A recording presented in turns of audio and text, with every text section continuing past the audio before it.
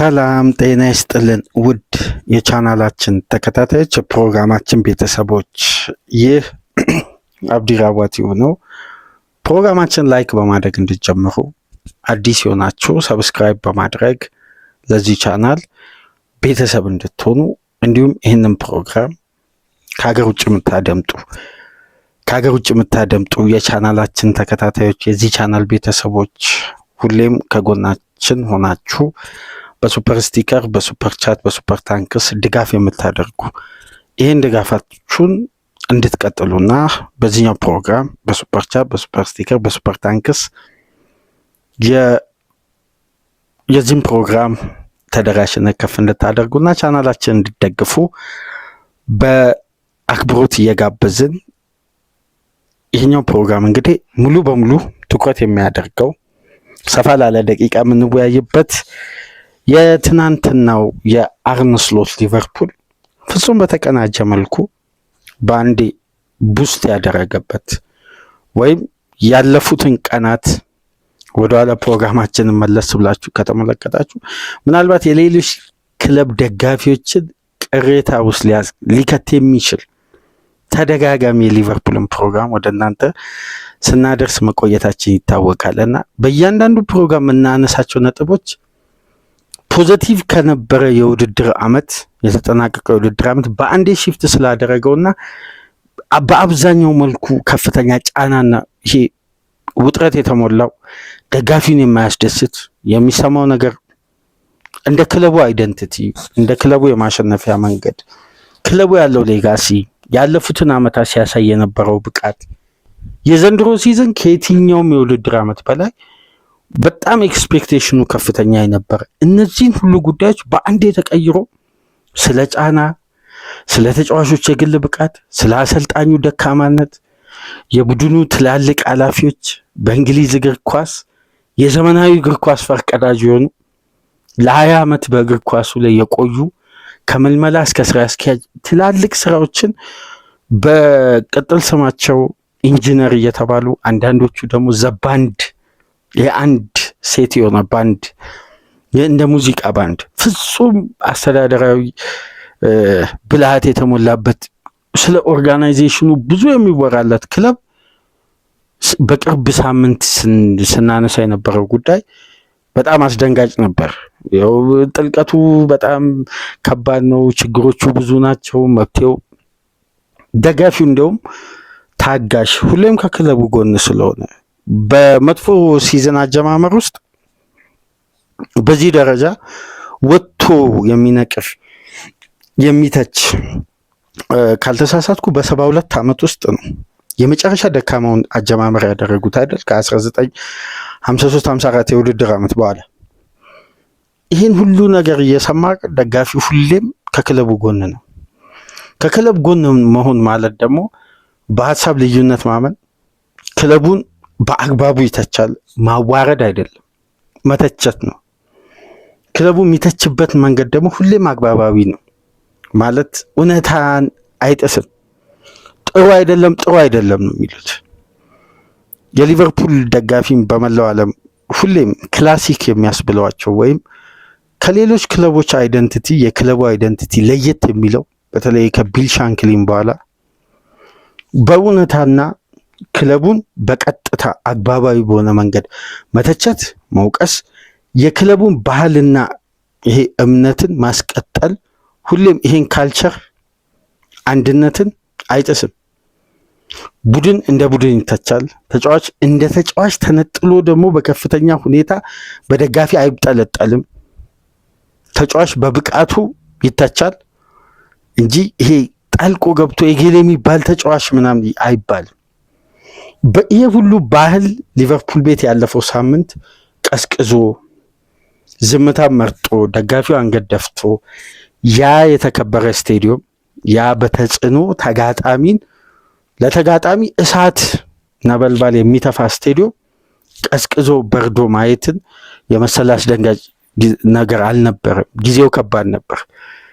ግን የሊቨርፑል ደጋፊዎች ጨዋታው ውስጥ ሁሌም ጨዋታው በዳኛ እስካልተነፋ ድረስ እምነታቸው፣ ተስፋቸው እንደማይሟጠጠው ሁሉ ሲዝኑ ላይ ደካማ እንቅስቃሴ ቢያሳይም ሁሌም ግን በክለባቸው ላይ እምነት አላቸው። ከጎኑ በመቆም ሁሌም እንግዲህ ድጋፋቸው የተለየ ነው። በዚህ መሰረት እንግዲህ ትናንትና ከብዙ ውጣ ውረዶች በኋላ ከሐሙሱ ስሎት ቆንጠጥ ከተደረጉበት ስብሰባ በኋላ በጥሩ ብቃት አሳማኝ በሆነ በውድድር አመቱ ምናልባት ለመጀመሪያ ጊዜ 100% በብዙ መመዘኛዎች የተሟላውን ብቃት አሳይተው በለንደን ኦሎምፒክ ስቴዲየም 2-0 የአርነ ስሎት ሊቨርፑል በኑኖ ስፒሪቶ ሳንቶስ ላይ ፍጹም ከጨዋታ ብልጫ ጋር ማሸነፍ ችለዋል። ከረፍት በኋላ በ125 ሚሊዮን ፓውንድ ከኒውካስል ከመጣ በኋላ በሳውዛምፕተን የካራባኦ ካፕ ጨዋታ ላይ ብቻ ግብ ማስቆጠር የቻለ በቼልሲ ጨዋታ ብቻ አሲስት ማድረግ የቻለው አሌክሳንደር ኢሳቅ ለመጀመሪያ ጊዜ በፕሪሚየር ሊግ ግሩም አጨራረስ ግሩም ግብ ማስቆጠር ተከትሎ የመጀመሪያውን ግብ ለሊቨርፑል አስቆጠረ። ያለፈው ሳምንት ከስሎት እኩል በሚዲያው ሲጨፈጨፍ የነበረውን ኮርሊ ጋክፖ ለኢሳቅ አመቻችቶ አቀበለ። ለራሱ ሁለተኛውን ግብ ማስቆጠር ቻለ። ፍሎሪያን ቪርትዝ የጨዋታው ኮከብ ሆኖ በተመረጠበት የትናንትናው ጨዋታ ሊቨርፑል በአስደናቂ ፐርፎርማንስ 2-0 ዌስትሃምን አሸነፈ። ይህን ጨዋታ እንግዲህ ዘርዝረን እንግዲህ እናነሳለን። የሐሙስ ጠዋት የስብሰባው ድምር ውጤት አይመስልም። ምክንያቱም እነዛ ኃላፊዎች ቃላት ከቃላት የሚጥሉበት ስቴፕ ራሱ አሰልጣኙን ሞቲቬት ያደርጋል። በውስጡ ግን ዋርኒንግ አለው። አሰልጣኙ ከጎኑ እንደሆኑ እየነገሩት ግን ከጎኑ የሚሆኑበትን ማመዘኛ እያስቀመጡ ነው የሚነግሩት። የአስተዳደር አስቸኳይ ስብሰባ ከጠራ ረጅም ጊዜ ሆኖታል። ምናልባት ከብሬንዳን ሮጀርስ በኋላ ይመስለኛል ሐሙስ የመጀመሪያ ጊዜ አስቸኳይ ስብሰባ የጠራው። በነገራችን ላይ ይሄ ነገር እውነት ነው። በሚዲያ በኩል ኤክስ ላይ ከተመለከታችሁ ይሄ ፌዝ ወይ ማፍሾፍ ምናምን እንዳይመስላችሁ የሊቨርፑል ደጋፊዎች ይህን ፕሮግራም የምታደምጡ ከ11 ዓመት በኋላ ሊቨርፑል አስቸኳይ ኢመርጀንሲ ሚቲንግ ጠራ ተብሎ የተጻፈው ይሄ ቀልድ አይደለም። ብሬንዳን ሮጀርስን ለማሰናበት የተጠሩ የሚቲንግ አስቸኳይ ሚቲንግ ከነበረ በኋላ ለመጀመሪያ ጊዜ ከ11 ዓመት በኋላ ሊቨርፑል አስቸኳይ የስብሰባ ጥሪ ለፌንዌይ ስፖርት ግሩፕ የበላይ ተወካዮችና ለክለቡ አስተዳዳሪዎች ጥሪ ተደርጎ ስሎትን ጠርተው እንግዲህ አንዳንዴ ቁጣም አስፈላጊ ነው። ሁሌ ሻምፒዮን ተኮነ ተብሎ ቲም ሲዝረከረክ፣ ቲም እንደዚህ ባላንሱ ሲጠፋ፣ ቲም እንደዚህ ውጤት ሲያጣ አስተዳደር ቁጭ ብሎ መመልከትም ተገቢ አይደለም። በአስፈላጊው ሰዓት እንግዲህ ጥሩ ቁጣና ቁንጠጣ ያስቀመጡ ይመስላል ስሎት ባንዴ። ያ ድንጋጤም ወይም ያ ከቦርዱ ያገኙትም ድጋፍ ሊሆን ይችላል። በውስጡ ያለ ከባድ ዋርኒንግ ነው እንግዲህ ከቦርዱ እንደ ድጋፍ የቀረበላቸው ዋርኒንግ ያለው ድጋፍ። በዚህ ክራይቴሪያ ማታሳምን ከሆነ ድልም ተቀባይነት የለውም የሚለው ክራይቴሪያ ከባድ ቃል ነው። በነገራችን ላይ ድልም አሳማኝ ካልሆነ ተቀባይነት የለውም።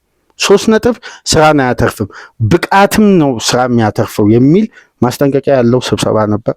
እንግዲህ የሐሙሱ ስብሰባ የመጀመሪያ ውጤት ተስፋ የታየበት፣ ተስፋው ደግሞ ብዙ አቅጣጫ ያሳየ። ሊቨርፑልም በአንዴ እንደዚህ ቡስት ማድረግ ቻለ። ያውም ፈታኙን አሰልጣኝ ነው ያሸነፈው። ቀላል ድል አይደለም። ያ አሰልጣኝ ኖቲንጋም ፎረስት ሆኖ ብቻ አይደለም ወልቭስም እያለ ሊቨርፑልን በእጅጉ የሚፈትን ጠንካራ የለው ብሎክ ቡድን ነው። ሊቨርፑል ግን ጨዋታው እንዴት ቀለለው? ይሄን ጉዳይ እስቲ ዘርዝረን እንመለከታለን። አሁን ለከፈታችሁ ላይክ እያደረጋችሁ፣ ላይክ ስታደርጉ በነገራችን ላይ ፕሮግራማችን በርካታ አድማጮች እንዲያገኝ ያስችላል። እንዲሁም አዳዲስ ሰብስክራይብ የሚያደርጉ አድማጮች ዘንድ ተደራሽ ይሆናል። ላይክ እያደረጋችሁ አዲስ ከሆናችሁ ደግሞ ዛሬ የከፈታችሁ ሰብስክራይብ በማድረግ ለዚህ ቻናል ቤተሰብ እንድትሆኑና የቻናላችን ተከታታይ እንድትሆኑ የአክብሮት ግብዣችን ነው። ይህንን ፕሮግራም ላለፉት ጊዜያት በሱፐር ስቲከር፣ በሱፐር ታንክስ፣ በሱፐር ቻት ስደግፉ የነበራችሁ ከሀገር ውጭ የምታደምጡ ድጋፋችሁን ዛሬም እንድትቀጥሉ የአክብሮት ግብዣችን ነው። በእነዚህ ሱፐር ቻቶች ድጋፍ እንድታደርጉ የአክብሮት ግብዣችን ነው። ስለ 2-0 ድል እስቲ የእናንተ እይታ ምን ይመስላል? የእንግሊዝ ጋዜጦችን የዛሬ የፊት ሄድላይንስን እስቲ አንድ በአንድ እንመልከት። ሁሉም ሊቨርፑልን አተኩሯል ከምሽቱ ጨዋታ ከለንደን ደርቢው ጋር። አንዳንዶቹ እንደውም የሊቨርፑልን ቅድሚያ ሰጥተዋል። እያንዳንዱን ጋዜጦች እናንተ እየተመለከታችሁ እንዴት ሊቨርፑልን ማሸነፍ ለሚዲያው ራሱ አንዱ ሽያጭ እንደሆነ ትመለከታላችሁ። ኢሳቅ ግብ ማስቆጠር ቻለ፣ ኳስና መረብን አገናኘ። 125 ሚሊዮን ፓውንድ። ምንድን ነው ሊቨርፑል በምሽቱ ጨዋታ ማድረግ የፈለገው ወይም መቀየር የፈለገው?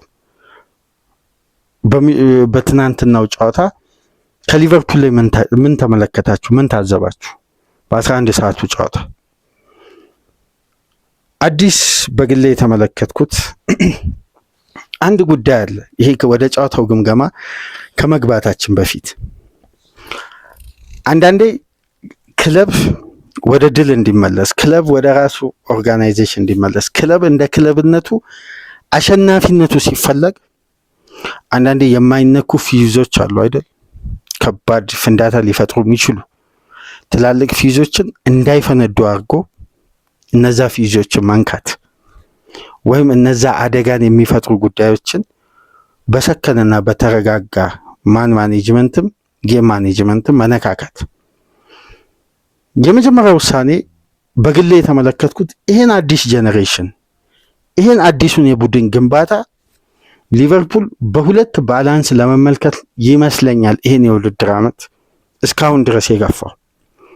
ፌዝ 1 ፌዝ 2 እና ፌዝ 3 ብለው የከፋፈሉት ይሄን ነገር ካነበብኩ ኦልሞስት ወደ 2 ሳምንት ገደማ የሆነ ከኢንተርናሽናል ብሬክ ከመመለሱ ቀደም ብሎ ኢንተርናሽናል ብሬክ የሊግ ጨዋታ በተቋረጠበት ወቅት ነው 3 አይነት ፍተሻ ለማድረግ የሞከሩት። ፌዝ 1 እና የሊቨርፑል የተደራራቢ ጨዋታ ሽንፈትና አልቀናጅ ባላንሱ አልመጣለት ብለው ለስሎት የተፈተኑበት ሳምንታት ሁሉ አንድ እየሞከሩ የነበሩበት ይሄ የአዲሱ የቡድን ግንባታ ቲምስ ዊዝ ሳላ እና ቫንዳይክ ነው። አንደኛው እድሜ ኤክስፒሪየንስ ጨዋታ ላይ የነዚህ የሁለቱ ተጫዋቾችን ተጽዕኖ በመመልከት፣ ሁለተኛው ፌዝ ደግሞ ላይፍ ዊዛውት መሐመድ ሳላ ነው። ሶስተኛው ፌዝ ሊቨርፑል ሳላንም ቫንዳይክንን ቢያጣ ይሄ ጄኔሬሽን መቀጠል ይችላል ወይ ነው። እሱን እንግዲህ እንደርስበታለን። እንዴት እንደሚሞክሩት አናቅም። ይሄ ፕሮጀክት የተቀረጸ መች መሰላችሁ? ልክ ጁላይ 16 ነው። በዚህ ፕሮጀክት ኢንተርናሽናል ይሄ በፕሪሲዝን ቆይታ ወቅት የነበረ አንድ ፕሮጀክት ነው።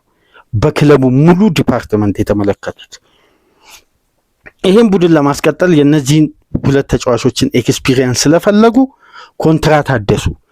ግን ያለነሱ ሰርቫይቭ ማድረግ ይችላል ወይ የሚለውን የመሞከሪያ ጊዜ አለ። ጊዜው መች እንደሆነ ግን አልተቀመጠለትም።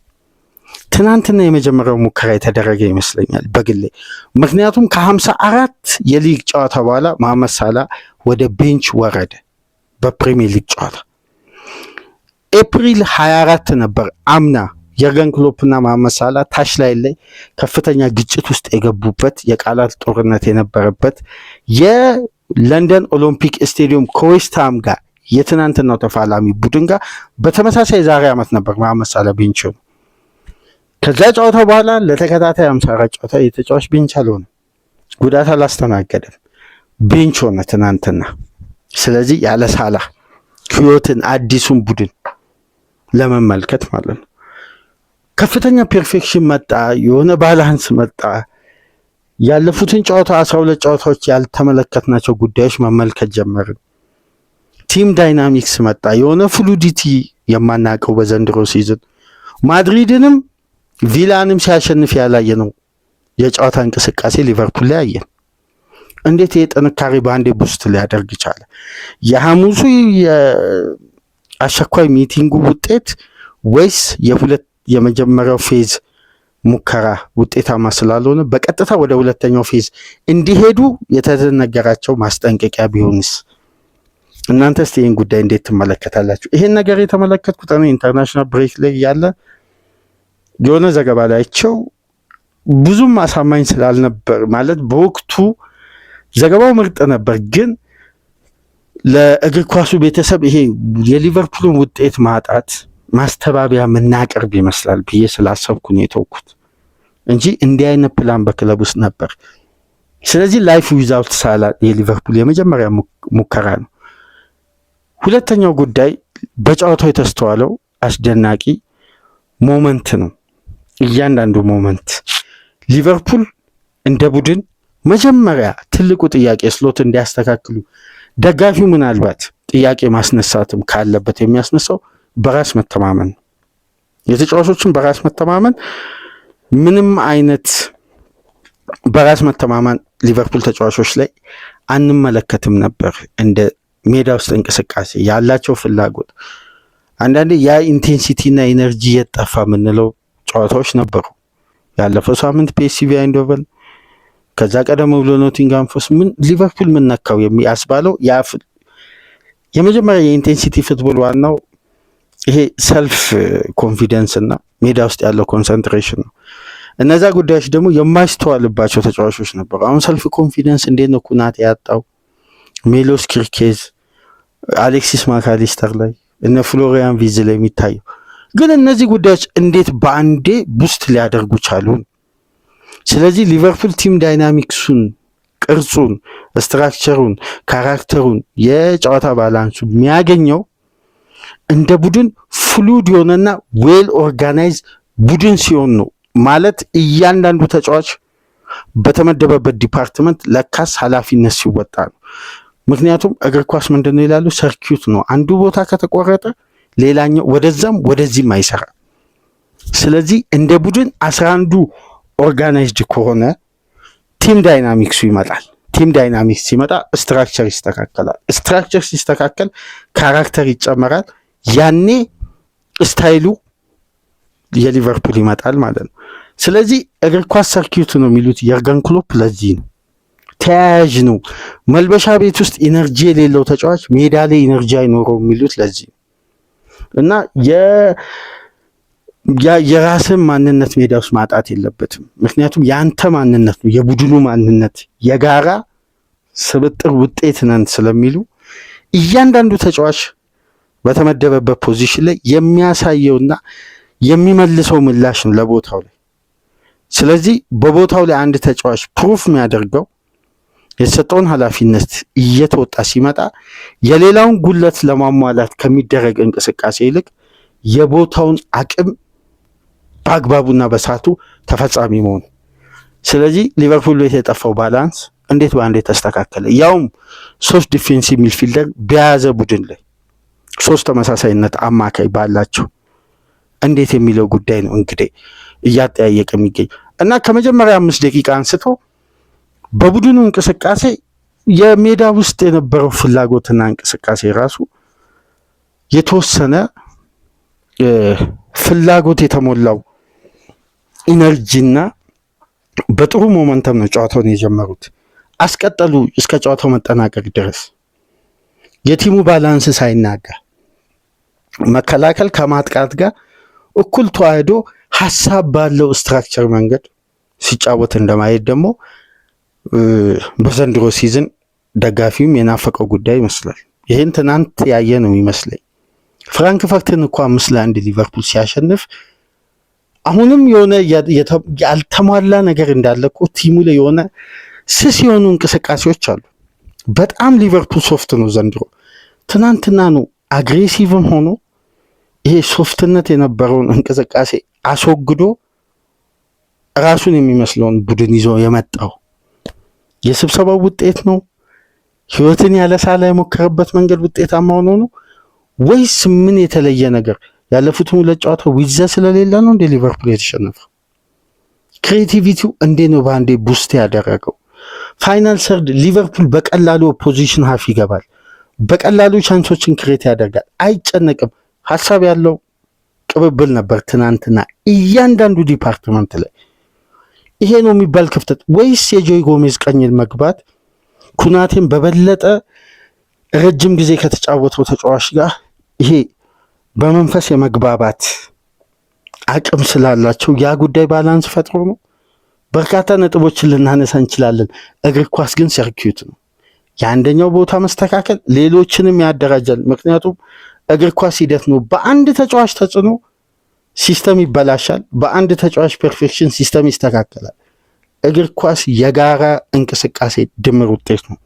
9 ምርጥ ሆኖ 2 ጎሎ እግር ኳስ ጥሩ ሊሆን አይችልም። ለአንድ ጨዋታ ሊሆን ይችላል፣ ሊቀጥል ግን አይችልም። ሀሳብ መሬት ላይ ካለ ግን የቡድን አይደንቲቲ ያ ቡድን የተላበሰበትን እንቅስቃሴ ለመተግበር ሁሌም ሞቲቬሽን፣ በራስ መተማመን እንደ ቡድን ሲንቀሳቀስ ነው። ሜሲ ያለ ሌሎቹ እንቅስቃሴዎች ዋጋ የለውም። ሮናልዶን በተመሳሳይ ቡድን ነው ሁሌም አሸናፊ የሚያደርገው። በቡድን ውስጥ ደግሞ ልዩነት የሚፈጥሩ ተጫዋቾች ሁሌም ከፍ ብሎ ይታያሉ።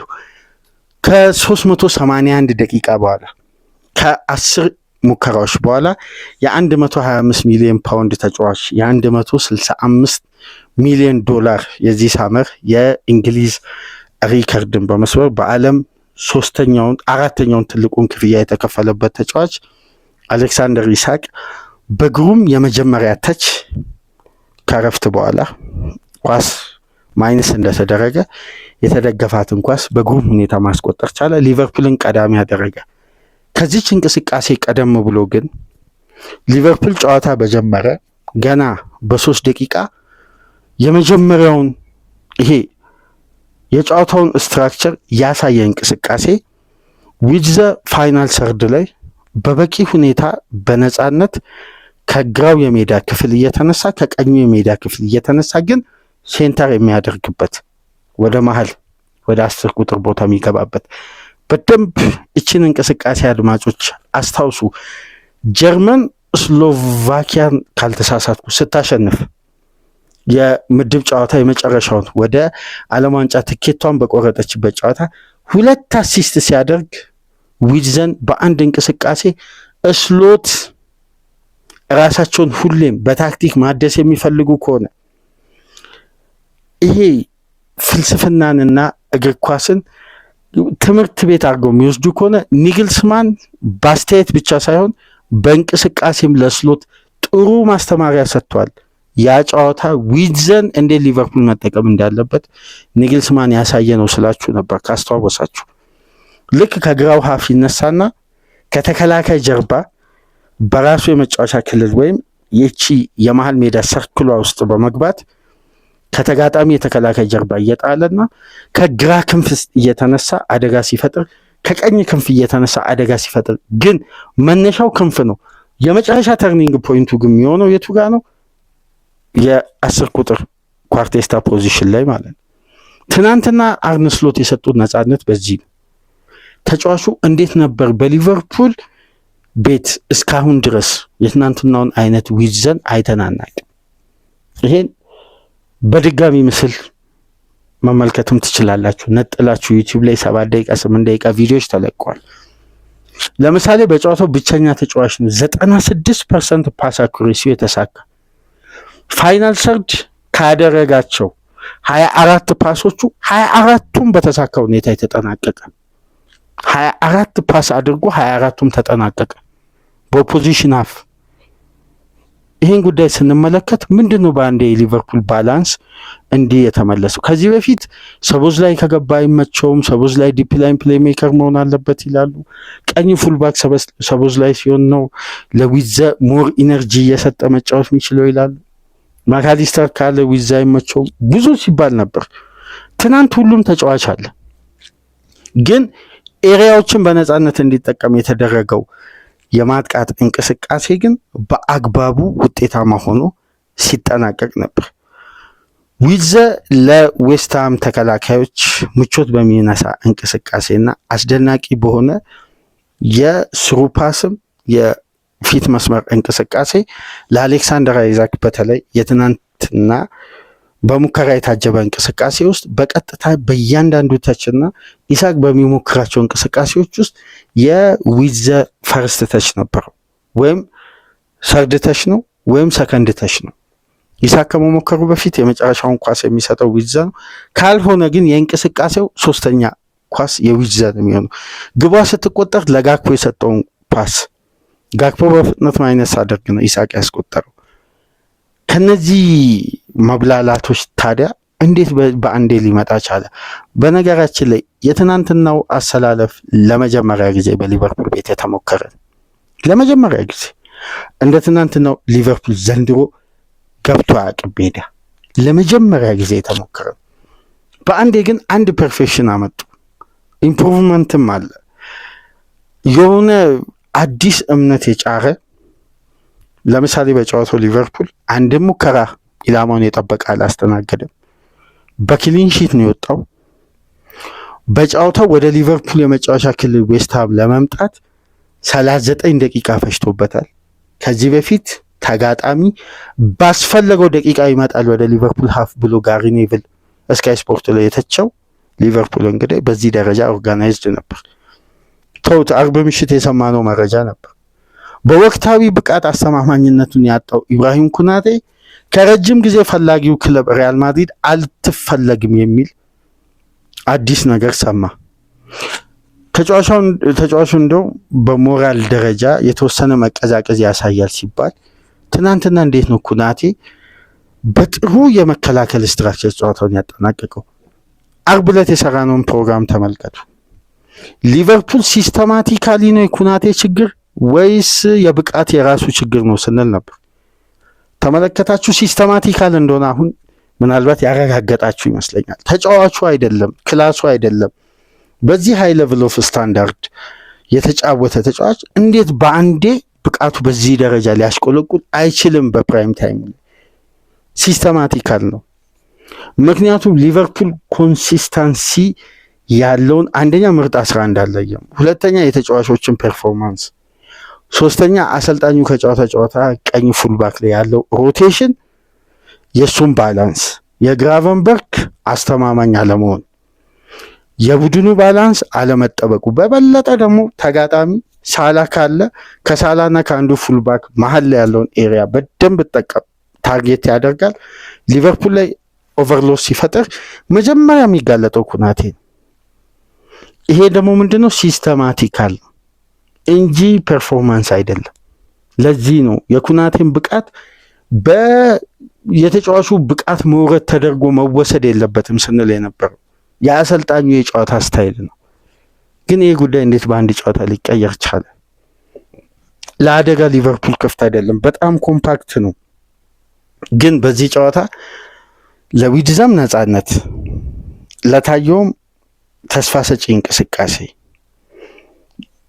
ካለፉት ጨዋታዎች ብዙ መሻሻሎችን ያስተዋልንበት እንቅስቃሴ እንድንመለከት ካስቻሉን አንዳንድ ታክቲካዊ ውሳኔዎች መካከል ቅድመ ጨዋታውን በደንብ በርካታ አድማጮች አድምጣቸዋል ብዬ ተስፋ አደርጋለሁና አንድ ጉዳይ ስለ ኢንዶ ተጠይቀው እንዲህ ብለው መለሱ።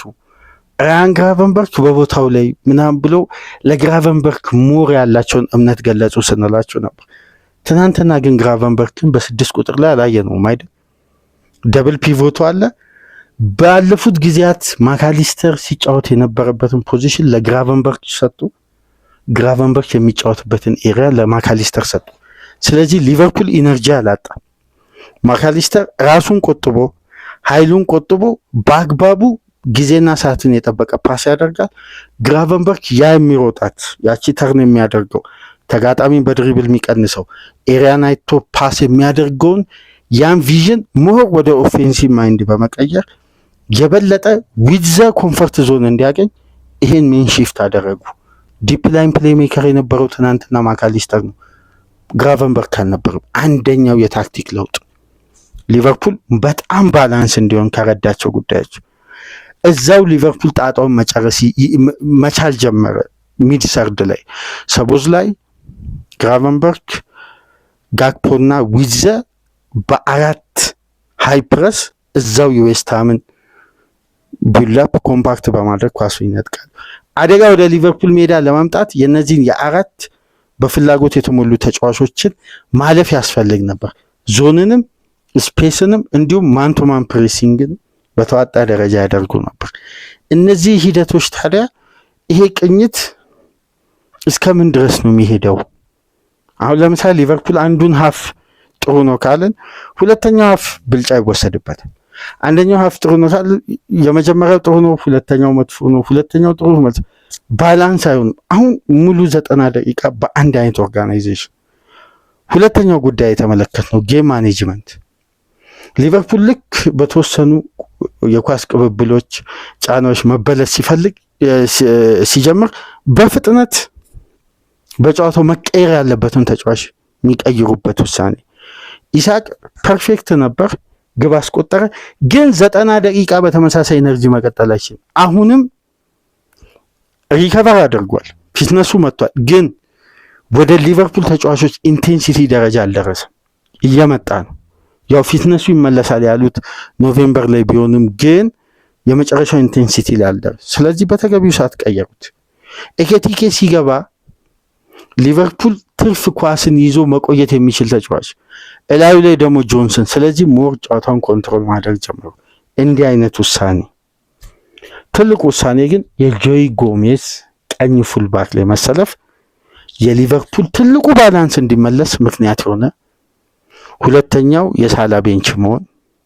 በቅርብ ሳምንት ሳላም ቤንች ማድረግ ለሊቨርፑል አሁን ሳላ ቤንች ስለሆነ ነው ሊቨርፑል ምርጥ ነው የሚለው ጉዳይ ያለ ሳላ ይሄን ቡድን መገንባት ማሰባቸው 100% ተገቢ ነው። ምክንያቱም ሳላ የአምናውን የካቻምናውን ያለፉትን ዓመታት ሳላ ሊሆን ላይችል ይችላል። ምክንያቱም እድሜ አለ፣ ትችት አለ፣ ብዙ ጉዳይ አለ። እንግዲህ ያምናውን ለምን አልሆነም ብሎም መተቸትም ተገቢ አይደል። ተጫዋች ነው። እድሜ በሄደ ቁጥር እኮ ፕሮፌሽናል ተጫዋች የሚያሳዝነው እግሩ ነው። መጀመሪያ እንዳምነው ሊጫወትለት ማይችለው እድሜ ነው። እግር ኳስ የሚፈልገው እድሜ አለ። ሳላ ለምንድን ነው እንደ 2019 20 ማትሮጦ ማለት አይቻልም። ሊሮጥ አይችልም በጭራሽ። ራሱን ጠብቆ ግን አምና ሊቨርፑልን ሻምፒዮን አድርጓል። ይሄን ተጫዋች ነጥሎ ማብጠልጠል ተገቢ አይደለም። እንዴት ሳላን ነጥሎ ማብጠልጠል ይቻላል? ለዚህስ የሊቨርፑል ደጋፊ እንዴት አንደበት ይኖራል? ያለ ሳላ ግን ቀጣይ ዓመታትን መመልከቱ ክለቡ ትክክል ነው። እንዴት ልተካ የሚለው እኮ ትልቅ ራስ ምታት አለ በሊቨርፑል ቤት። እንዴ የትኛው የሊቨርፑል ተጫዋች ነው ባለፉት ዓመታት ያለማቋረጥ ለ9 ለ8 ዓመት 25 ጎልና ከዛ በላይ ሲያስቆጥር ያየ ነው?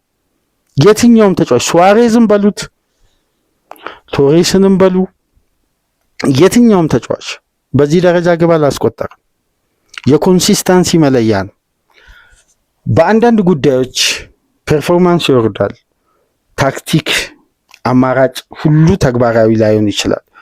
ይሄ ፍሉዲቲ ላይመጣ ይችላል። ያን ተጫዋች ታርጌት ማድረግ ተገቢ አይደለም። ግን ያለሱ ቀጣይ ዓመታትን ምስል መመልከት ተገቢ ነው። እንደ ቡድን ግንባታ እሱ ስለተቀመጠ ውጤት መጥቷል የሚለው ድምዳሜ ግን ተገቢ አይደለም። የቡድኑ ኢንቴንሲቲ ሃይ ፕረስ ለማድረግ የቻሉበት መንገድ በሳላ እድሜ ላይ ይህን የጨዋታ ካራክተር ለመፈጸም ሊከብድ ይችላል። ምክንያቱም 34 ዓመቱ ነው። አቋሙን፣ ብቃቱን፣ ፍላጎቱን ያን ገዳይነቱን ሲጠቀም የነበረው ለዚህ ቡድን ሲያበረክት የነበረው ይሄን መካድ አያስፈልግም። የፕሪሚየር ሊጉ የምን ጊዜም መሐመድ ሳላ በ3 ጊዜያት ኮከብ ጎል አግቢ የሆነ በአንድ ቡድን ብቸኛ ተጫዋች ነው በታሪክ። ይሄን መዘንጋት የለብንም። ሳላ አይከን ነው ለሊቨርፑል።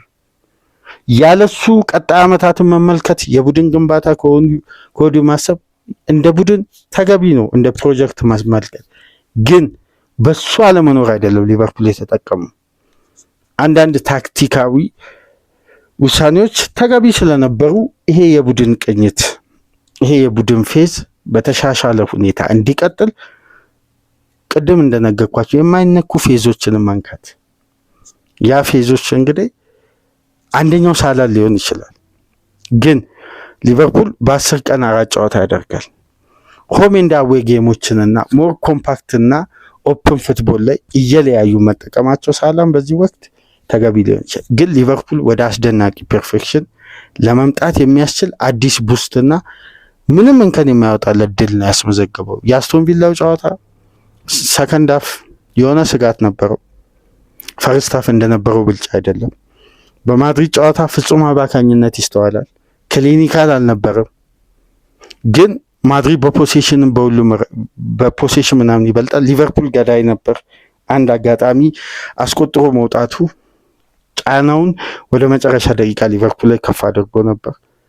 ነገር ግን የትናንትናው ጨዋታ በጀመረበት ኢንቴንሲቲ እና ፍሎ ጨዋታውን አጠናቀቀ በአስደናቂ የጨዋታ ብልጫ። ዊትዘ እንደ ትናንት ምሽቱ እንደ ትናንትና የ11 ሰዓት ጨዋታ በሊቨርፑል ቤት ፈክቶ አብረቅራቂና ያ የጠበቅነውን የዊትዘን ብቃት የተመለከትንበት የአቡዬ ማች ነበር። በዚህ ተጫዋች ዙሪያ አንድ የተመለከትኩትን ዘገባ ላጋራችሁ። ሊቨርፑል ከፈረመበት ጊዜ አንስቶ 2.5 ኪሎ ግራም ጨምሯል። ፊዚካል ማለት ነው። ይህን የጨመረበት ዋነኛ ምክንያት የሊጉን ይሄ ፋይቲንግ ስፕሪት ቶሎ አዳፕት እንዲያደርግ ያ የጨመረው ኪሎ ከነበረው የመጀመሪያ ፊዚካል እና ፍሌክሲቢሊቲ ጋር ከኳስ ጋር አልመጣ ብሎት ዊትዘ ሲቸገር የነበረበት ዋነኛ ምክንያት ገናውን እየተተነተነ ነው። ያ ኪሎግራም ሲጨምር ተጫዋቹ ሎድ ይጨምራል። ሎድ ጨመረ ማለት የቀድሞውን ፍሌክሲቢሊቲ ሊያደርግ አይችልም። ሜዳ ውስጥ የተወሰኑ ታይሚንግ ክፍተቶች አሉ። አሁን ግን ወደ ሪትም የገባ ይመስላል። የኢሳቅ ማስቆጠር ለሊቨርፑል ደጋፊዎች ትልቁ ተስፋ እሱ ነው። ምክንያቱም የሊጉ ገዳዩ አጥቂ ነው። ምንም ጥያቄ የማይገባበት ለውድድር የማይቀርብ አጥቂ ነው። የተከፈለበት ክፍያ የተጫዋቹን ብቃት በቂ ማሳያ ነው። ይሄ ተጫዋች ግብ ኳስና መረብን ማገናኘት አንደኛ ከወጣበት ገንዘብ አንጻር በራስ መተማመኑ ግብ ለማስቆጠር ለቀጣይ ጨዋታ የሚነሳሳበት በተለይ ደግሞ በኢሳቅና በዊትዘ መካከል የታየው መግባባት መጀመሪያም ሊቨርፑል ጥሩ ባልነበረበት ኢሳቅ ፊትነሱ ባልተስተካከለበትም ወቅት ፍንጭ ሰጪ ነበር እና በአጠቃላይ ሊቨርፑል አስደናቂ በነበረበት የትናንትናው ጨዋታ ጋክፖ በሁሉም ረገድ ውጤታማ ሆኖ ዱዌሎችን፣ እድሎችን በማጥቃቱ በኩል ምርጥ በነበረበት ጎሜዝ መግባቱ የበለጠ የሊቨርፑልን ኮምፓክት መሆንና የኢብራሂም ኩናቴ በራስ መተማመን ባሳደገበት በሶስቱ ኤክስፒሪየንስ ተከላካዮች ትናንት ምሽት ያለምንም ትችት ያለምንም ስህተት በጥሩ የጨዋታ እንቅስቃሴ ያጠናቀቀውም ኪርኬዝ ሶስቱ አማካዮች የፊት መስመር ተጫዋቾች ፍጹም በተቀናጁበት ጨዋታ ስሎት በሊቨርፑል ደጋፊዎች ዘንድ እምነት የጫሩበት ለራሳቸውም እፎይታ ያገኙበት ትላልቅ ገንዘብ የተከፈለባቸው ተጫዋቾች ብቃታቸውን አውጥተው ለማሳየት ለቀጣይ ጨዋታ መንደርደሪያ የሚሆን እንቅስቃሴ ባሳዩበት ጨዋታ እንግዲህ ሊቨርፑል 2-0 አሸንፏል። ወደ መጨረሻ ደቂቃ አካባቢ ሉቃስ ፓኩዌታ በሁለት ቢጫ ካርድ ከሜዳ ወጥቶ ነበር። ይህን ተጫዋች አንዳንዴ ይሄ ሶሻል ኢምፓክት አለ አይደል? ከዚህ በፊት በሚዲያው በኩል በደረሰበት ተጽዕኖ ኤፍኤው 2 ክስ መስርቶ 2 ክሱን አንስቷል። ዌስትሃም በጣም ከተጫዋቹ ጎን ሆኖ ተጫዋቹን ኬሪየሩ እንዳይበላሽ ብዙ ረድተውታል። ወደ ማንቸስተር ሲቲ ለመዘዋወር በሁሉም ረገድ ተጠናቆ በጣም የሚያስገርመው ለሜዲካል ነገ ጠዋት ሊበር ዛሬ ምሽት ክስ ተመስርቶበት ተጫዋቹ ያዝውውር ተቋርጦ ነበር። ታስታውሳላችሁ? የ80 ሚሊዮን ፓውንድ ተጫዋች ሆኖ ነበር።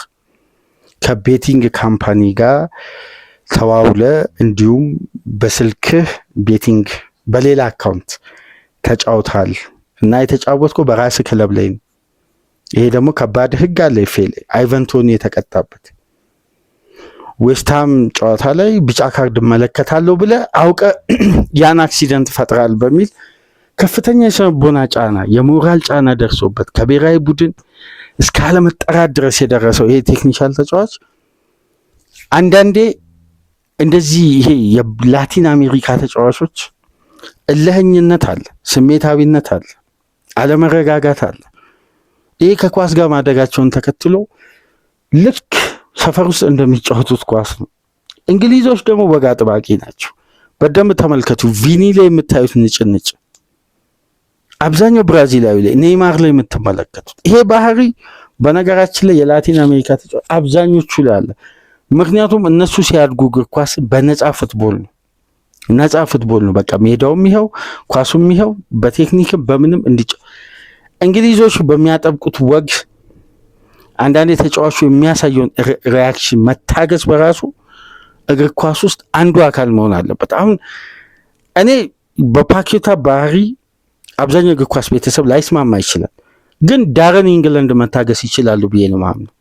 የዕለቱ ዳኛ ለሁለተኛ ቢጫ ካርድ በግሌ በጣም ቸኩለዋል። ፓኬታ ነርቨስ ሊሆን ይችላል።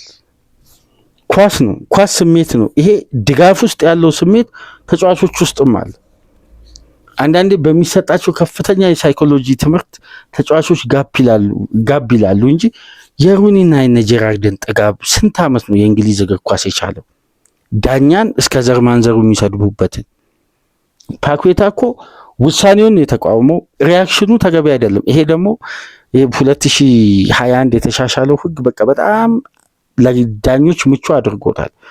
ኮምፕሌን ዳኛ ላይ የምታቀርበውና ይሄ ተሰብስበ ሄደ ዳኛው ላይ የተጋጣሚ ተጫዋች የሚጮውበት መንገድ በቀጥታ ምላሽ የሚሰጡበት ተገቢ አይደለም እና ዳሬን ኢንግላንድ በከፍተኛ መቻኮል ይመስለኛል። በግሌ ግን ተጫዋቹም ከጨዋታ በኋላ በጣም ቅሬታ እንደተሰማው በእንግሊዝ ፉትቦል እንዴት ትሪት እንደተደረገ ጽፏል።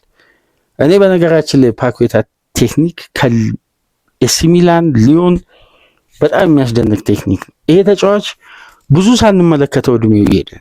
ሲቲ ፈርሞ ቢሆን ኖሮ በፔፕ ውስጥ ጥሩ እንቅስቃሴ እንመለከተው ነበር፣ ግን እድለኛ አልነበረም። ትናንትና በቀይ ካርድ ወጥቷል።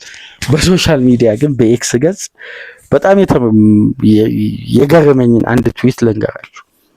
ዛሬም እንግዲህ በሌላ አካውንት ተቋምረ መተ ይሆናል እንጂ ይሄ የቲም ፍቅር አይደለም፣ እንዲህ ሪያክሽን አሳይተ በሁለተኛ ቀይ ካርድ ወጣው የሚል ትልቅ ፖስት ተመልክቼ ነበር። ለቀይ ካርዱ አውቀ ነው ሪያክት ያደረከው እንደ ወትሮ፣ አሁንማ አታጭበረብርም የሚል የሌላ ክለብ ደጋፊ ናቸው በነገራችን የጻፉትና ይገርማል ምን ያክል ተጽዕኖ ውስጥ እንደገባ ይሄ ፖስትም የሚያሳይ ነው። በአጠቃላይ አንፊልዳውያን እስከ ቀጣይ ጨዋታ ድረስ የተነሳው እሳት በተወሰነ መልኩ ረገብ ብሏል። ቀጣይ ጨዋታ ድል ኮንቲኒቲ ካለው ደግሞ ዘ ቻምፒየንስ አር ባክ እንላለን። እንዳለፈው ቪላን እና ማድሪድን ሲያሸንፍ ዘ አር ባክ ብለን እንደቸኮል ነው ሳይሆን አስተማማኝ ዘ ቻምፒየንስ አር ባክ የሚለውን ይዘምን መጣ ይሆናል። ግን ለትናንቱ ብቃት የሁሉም ተጫዋቾች አስተዋጽኦ እስከ አሰልጣኙ ውሳኔ እስከ ክለቡ አስተዳዳሪዎች ድረስ ሁሉም ባለድርሻ አካላት እንግዲህ በቀጥታ የተሳተፉበት ውጤት ነው። በሪካርድ ፈራሚው አሌክሳንደር ኢሳቅ እና በኮርሊ ጋክፖ ግብ ሊቨርፑል ጣፋጩን 3 ነጥብ ምንም ኢላማውን የጠበቀ ሙከራ ሳያስተናግድ በፍጹም የጨዋታ ብልጫ 2-0 ማሸነፍ ችሏል። ያዝልቅለት ነው የምንለው። ቀጣይ ደግሞ ከሰንደርላንድ ጋር አንፊልድ ላይ ምን አይነት ምላሽ ይሰጣሉ አብረን በጋራ እንመለከታለን።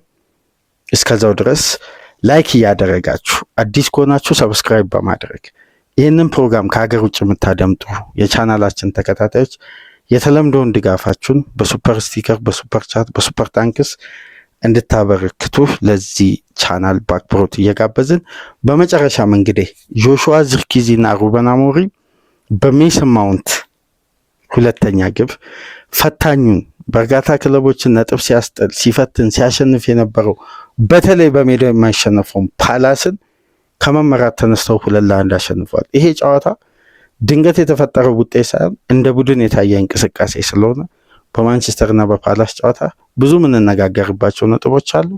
በዛ ፕሮግራም እስከምንመለስ ድረስ ሰላም ቆዩ።